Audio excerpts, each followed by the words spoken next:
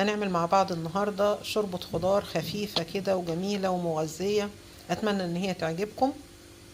لو عجبك الفيديو ما تنسيش تعملي له لايك وشير، ولو أول مرة تشوفي القناة ما تنسيش تضغطي على زر اشتراك الأحمر الموجود أسفل الفيديو وفعلي الجرس عشان يوصلك إشعار بكل جديد. ويلا بقى نشوف عملنا شوربة الخضار بتاعتنا النهاردة ازاي.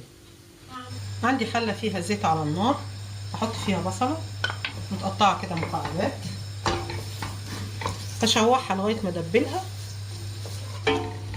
مهم تبقى النار هادية، ما تخليش النار عالية، لأن النار لما تبقى عالية البصلة بتستوي على طول من غير ما تتكرمل كده وتطلع السكر اللي فيها. فمهم ان انت تعملي على نار هادية كده. بعد ما البصلة دبلت شوية هحط لها البسلة والجزر. انا بحط الخضار بترتيب التسويه بتاعته، بمعنى اللي بياخد تسويه اكتر ببتدي احطه في الاول واقلبه تقلبتين كده لغايه ما ياخد جزء من السوا، وبعدين احط النوع التاني. انا كده ابتديت بالبسله لان البسله والجزر اكتر حاجه بتاخد وقت، فاقلبها كده 5 دقايق وبعدين نشوف. بعد ما قلبت البسله والجزر شويه هحط عندي فاصوليا خضراء اللي كنا مفرزينها مع بعض، اللي خزناها مع بعض، هحطها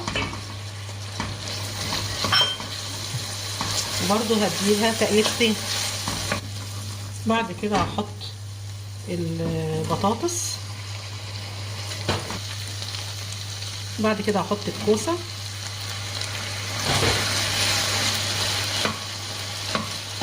وهحط كمان قرن فلفل.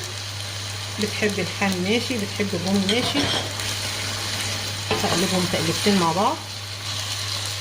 واحده مرقه خضروات،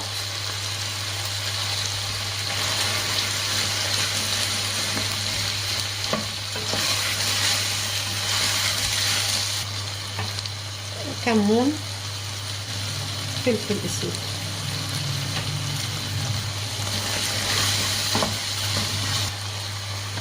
بعد كده احط لها الميه واسيبها تستوي، وبعد السوا احط لها الملح ونقدمها مع بعض.